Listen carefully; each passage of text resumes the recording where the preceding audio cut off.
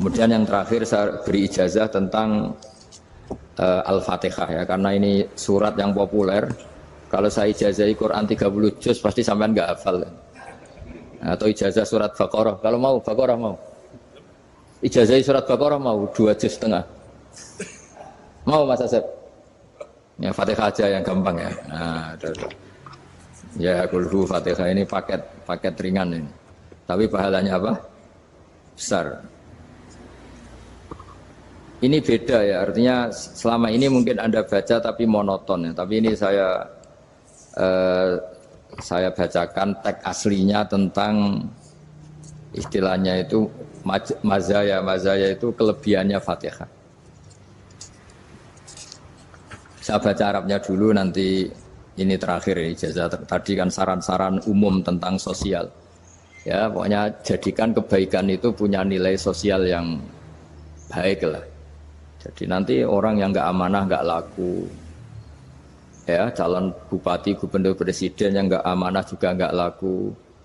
Begitu juga kiai yang tidak amanah juga nggak laku, suami yang nggak amanah juga nggak laku, istri yang nggak amanah juga.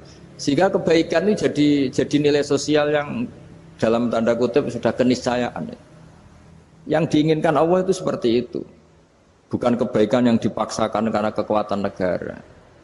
Maksudnya kalau bisa kebaikan itu tidak usah dipaksakan. Memang sudah satu kebutuhan. Kayak cerita-cerita di negara maju itu, bahkan apapun jatuh itu nggak ada yang ngambil apa itu. Makanya gambarannya Mekah Madinah kan gitu kan, barang jatuh nggak ada yang berani apa ngambil itu, saking sudah jadi sistem. Sehingga banyak negara di Eropa itu yang sampai nggak punya tentara, nggak punya polisi karena kebaikan itu sudah. Nah kita kan masih capek, polisinya aja capek apalagi masyarakatnya, karena ya kebaikan itu belum jadi nilai bersama. Nah kita selain ditopang negara, ada polisi, ada tentara, itu kita usahakan kebaikan itu jadi nilai bersama. Tadi wa'tamiru bainakum bima'ruf. Dan kita punya reputasi yang bagus dalam bab ini. Saya masih ingat kecil saya itu yang jilbaban hanya keluarga kiai, sekarang rata-rata masyarakat itu jilbaban. Dulu yang sekolah SMP, SMA itu jilbaban kadang dulu malah dilarang ya, harus sama seperti itu seragamnya. Sekarang sudah boleh.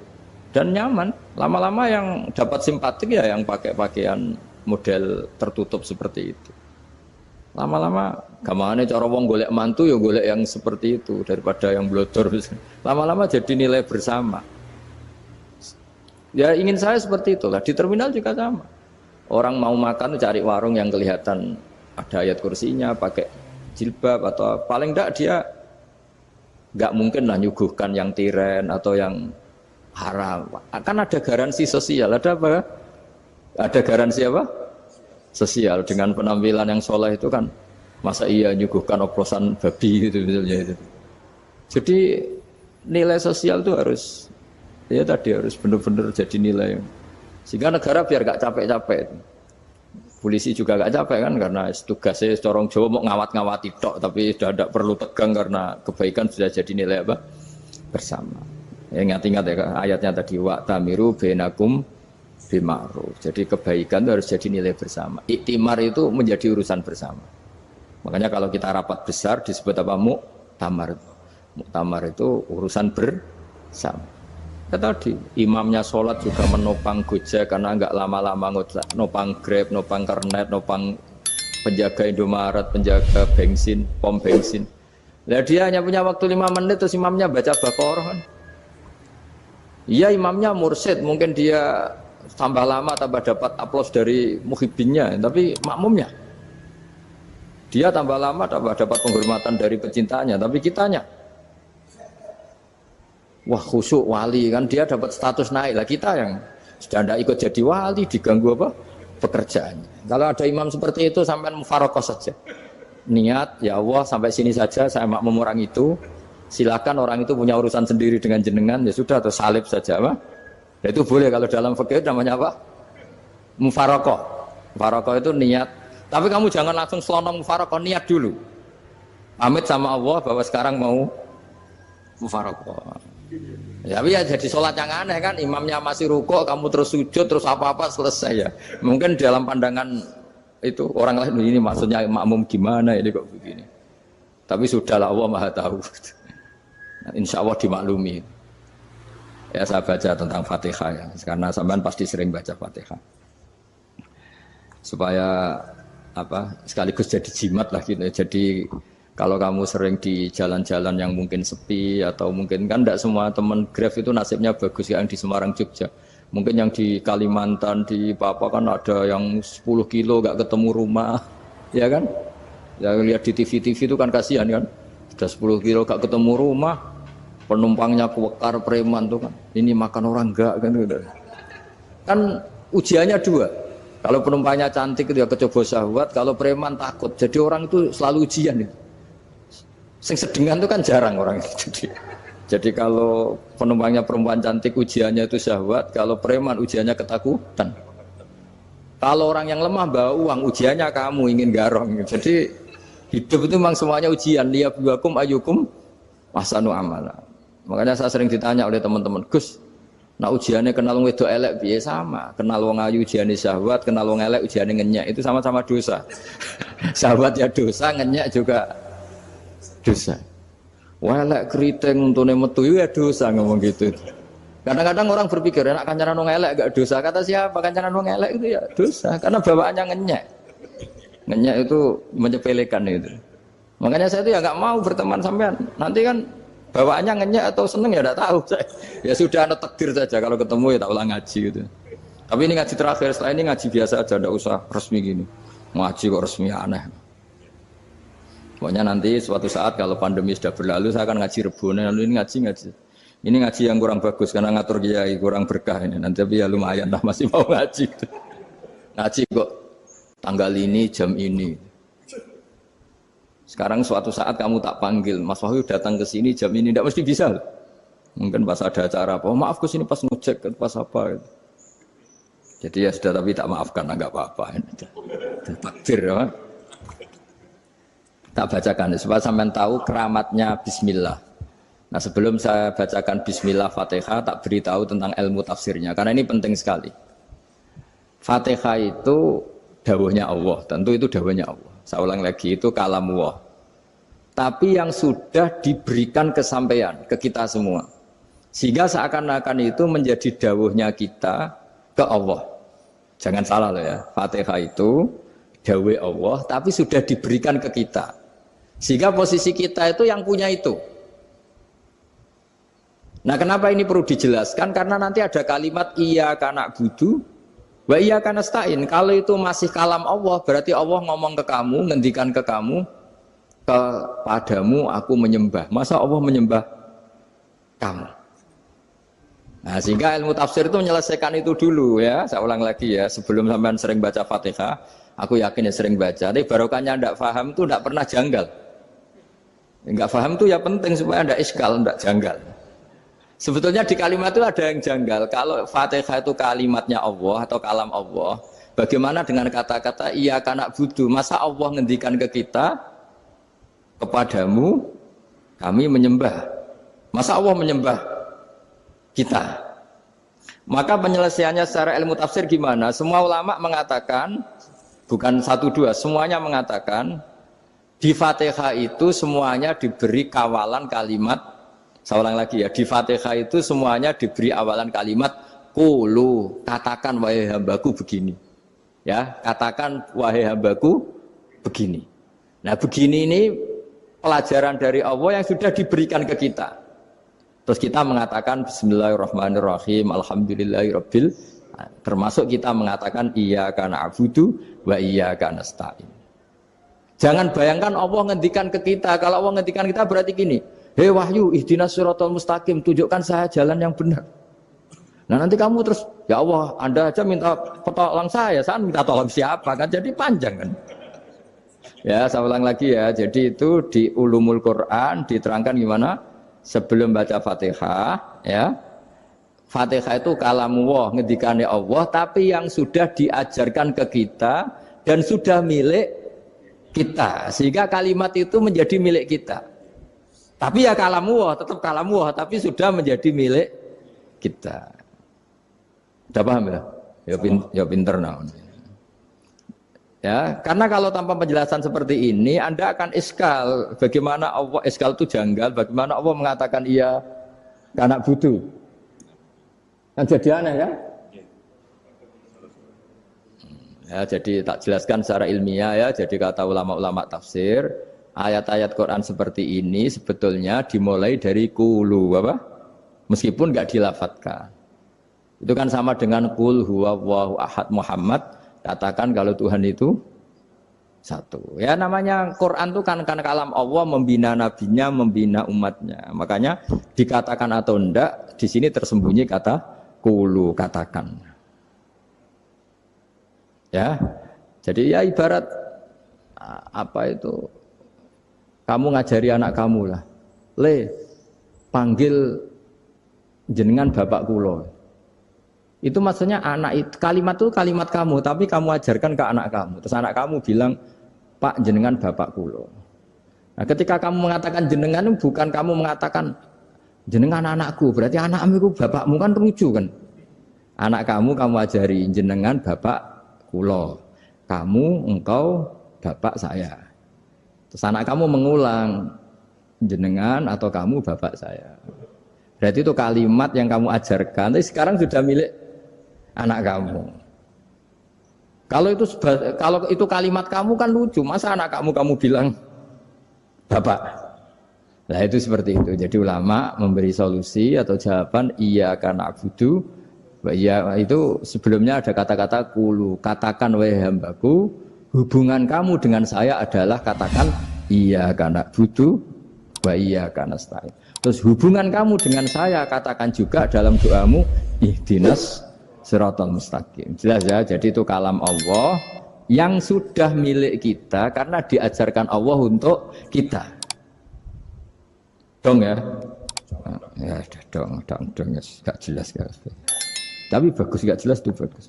Kalau kamu jelas gak jadi digrab, jadi gubernur. Min azimi fadliha kasratu asma'iha wa fadail ukhra. Ini cerita dramatisnya surat Al-Fatihah.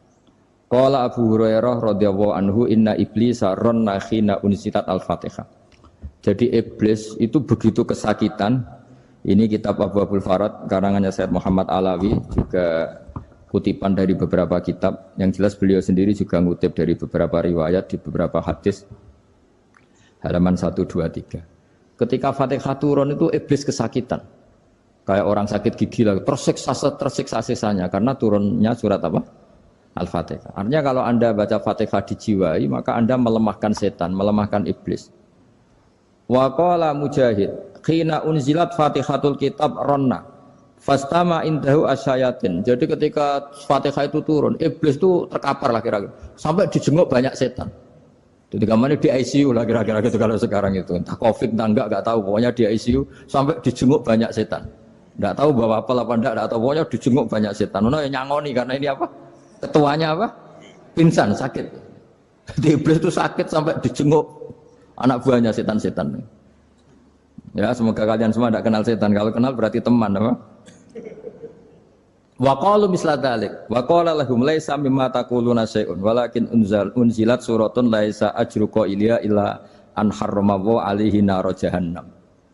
Saya ini bukan sakit fisik kata iblis. Kamu tidak usah jenguk saya, datangkan dokter terbaik, tidak usah. Saya ini tidak sakit fisik.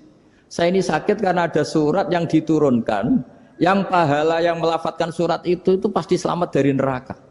Padahal misi terbesar saya ini supaya manusia masuk neraka. Sekarang punya tamengnya. Wah pusing kan? Ya seperti orang lah, goda sampean ternyata sampean setia, itu kan pusing. Nah ternyata tidak setia, itu yang akhirnya ribet kan itu. Jadi iblis itu cita-cita terbesarnya kan semua orang itu masuk neraka. Nah sekarang turun satu surat yang gara-gara surat itu siapapun yang baca dijamin selamat dari neraka. Jadi walakin unzilat suratun laisa ajru qailiha illa an harramallahu alaihi nar jahannam. Karena jadi dia shock lah, kalau orang di Jawa itu bilang shock. Aduh sial nasib saya ini umat nggak bisa saya goda lagi karena punya tamengnya tadi punya. Qad tolakai dukum makrukum. Rekayasa kalian sekarang itu tidak ada gunanya semua. Nah, ini alhamdulillah di Indonesia kelihatan kan banyak yang miskin, banyak yang susah. Tapi selagi mereka masih sholat, tuh keinginan mencari halal itu masih tinggi. Kayak apa kita di tengah kota, jauh dari anak istri, jauh dari tetangga. Biasanya kalau orang jauh dari anak istri, tetangga kan sakar PDW. Tapi yang soleh masih banyak, sudah jauh dari keluarga tetap lurus. Loh, kalau yang dekat lurus kan wajar, konangan wong akeh kan. Ini sudah jauh masih lurus. Nah ini nggak lepas dari barokahnya surat apa? Surat Fatihah tadi. Jadi karena ada surat yang menjamin pelafalnya atau qailiha terbebas dari api neraka. Wa qalat as-sayatinu lahu is ayyusa'in ta'muruna ya maulana. Faqala lahum idhabu wajtahidu hatta tukhfilu qulubahum hatta la yaqulu hadhihi surah. Lalu kita gimana? Jari para setan gitu. Lalu kita gimana? Terus kata iblis, sudah bikin mereka lupa sehingga tidak baca lagi. Selagi masih baca kita pasti keok. Jadi kalau sampean sudah jarang baca Fatihah itu berarti sudah bagian dari kemenangan apa? Iblis. Jadi kalau sampean sudah jarang baca Fatihah itu berarti bagian dari kekalahan Anda, kemenangan iblis. Masih sering baca? Berapa kali? Terus apa lagi?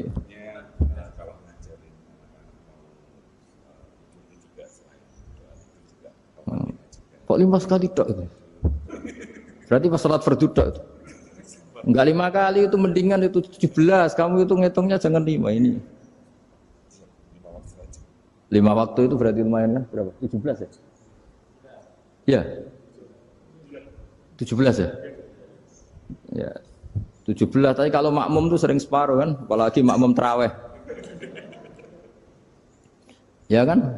Makmum tarawih itu bacanya Fatihah ada yang sempurna enggak ya? Ya enggak lah. Baru alhamdulillah rabbil alamin ruko ikut ruko ini gitu. Makmum kan yang tarawih lah Mas. Kalau tarawih jarang sempurna ya. Fatihahnya itu.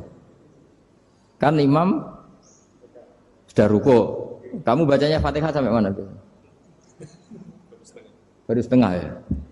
Ya paling pas tarawih aja kan enggak sempurna ya. Apalagi kalau imamnya sing kilat tuh, waduh malah. Nah, ketika Fatihah itu sebegitu keramatnya, sebegitu topnya, itu setan rapat, singkat cerita itu yang tadi dipimpin oleh iblis yang sedang terkapar apa? Terus tadi obatnya enggak ada, cuma dia shock karena ada surat yang turun yang melafatkan itu pasti selamat dari apa? Neraka. Nah, ini gimana saran Anda? Terus sarannya adalah bikin orang-orang itu lupa, tidak baca Fatihah. Nah ini rapatnya iblis. Idzabu wajtahidu hatta tufilu qulubahum hatta la yaqulu hadhihi surah. Kala yuksiru qira'ataha wa la yakunu lahum ajrun wa thawabun bal yakunu lahum adzabun wa iqabun.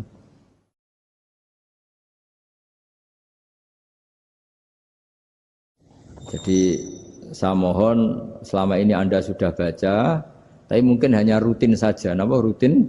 Saja. Jadi barokahnya ngaji ini kamu punya kekuatan atau punya semangat membaca karena ini surat yang luar biasa. Ibarat gini, kalau sampean tanya, saya juga sering mikir, masa Gus hanya surat kok punya kekuatan seperti itu?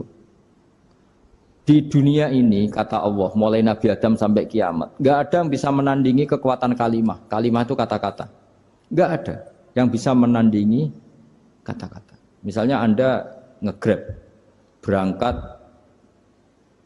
istri cuek, berangkat cuek. Itu beda dengan ketika meskipun satu kalimat. Wes Pak, muga-muga dilindungi pangeran, mugi-mugi jenengan selamat. Itu menjadi teduh dan semangatnya luar biasa karena kayak mendapat support. Jadi kira-kira kalimat itu hubungannya kita dengan Allah Fatihah itu seperti itu. Kamu melafadzkan satu kata-kata yang dibenarkan langit bumi, dibenarkan aras, dibenarkan malaikat, dibenarkan semua penghuni di dunia ini. Sehingga itu efeknya luar biasa. Itu seperti gini ya, kamu cerai sama istri, terus nikah lagi katut babon. 10 tahun anak kamu dididik, ibunya benci kamu. Dan memang Anda layak dibenci. Duwidek. Dan sampai nggak pernah manggil kamu Pak. Suatu saat, kamu tentu rindu kan, ingin dipanggil Bapak oleh anak kamu. Suatu saat anak ini manggil kamu Pak E. Wah itu senengnya bukan main. Hanya sebuah kata-kata. Makanya kadang-kadang orang itu tanya sama kiai, ijazah lafadz ini gunanya apa sih? Itu ijazah-ijazah itu untaian kata-kata, yang kata-kata ini dibenarkan langit dan bumi dan aras dan para malaikat, sehingga efeknya itu luar. Nah ibarat seperti itulah, kamu melafadzkan Fatihah itu melafadzkan kata-kata yang dibenarkan Allah dan Rasul dan semua malaikat, semua penghuni langit, maka ini efeknya pasti luar.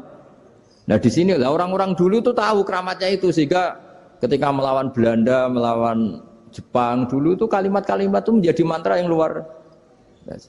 Doa lah, doa yang luar biasa. Tapi di era modern karena orang sudah tidak ngerti itu, dianggap itu mantra, jimat, khurafat, bid'ah, waduh ribet menemal. Sebetulnya tidak seperti itu. Memang kata-kata ini kekuatannya luar biasa. Sama kesakitan hati kamu juga karena itu. Ngojek wangilan. Lha Pak di bojo kok kowe gagahe tok kere. Wah, iku seling terus mesti. Padahal kalimat itu kan tidak melukai secara fisik, tapi apa kerjanya sesuk saras-sarasen. Karena terus dengan pengadilan seperti itu kan, ngapain kerja demi perempuan yang seperti ini? Lagi-lagi kata-kata ini luar.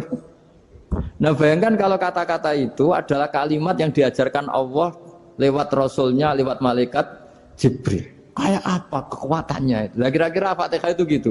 Kalimat yang baik, kalimatan thayyibah diajarkan oleh Allah dan Rasul. Kayak apa kira-kira kekuatannya? Pasti luar biasa. Wong support yang dikatakan istri kita, anak kita aja luar biasa, apalagi ini support yang diajarkan Allah dan Rasul. Ya makanya saya mohon kalau baca Fatihah, baca kalimat-kalimat thayyibah ketika sholat itu dijiwai. Ya misalnya Rabbana lakal hamdu mil'us samawati wa mil'ul ardi wa mil'u ma syi'ta min syai'im. Engkau zat yang layak dipuji dan pujian ini memenuhi langit dan bumi. Karena kita tahu nggak ada sejengkal di alam raya ini kecuali di situ ada rahmat Allah. Misalnya kamu bisa lewat sampai rumah saya, kamu mungkin anggap biasa saja. Coba kalau ngalami likuifaksi, tahu-tahu bumi ini ambles, bisa ngelewati yang likuifaksi itu luar. Tanyakan orang pernah ngalami likuifaksi di Sulawesi, itu melihat bumi bisa diinjak nggak ambles itu, wah luar. Dan sama nggak ngalami itu sehingga lewat bumi ya biasa aja. Coba kalau ngalami seperti tidur, ya biasa aja.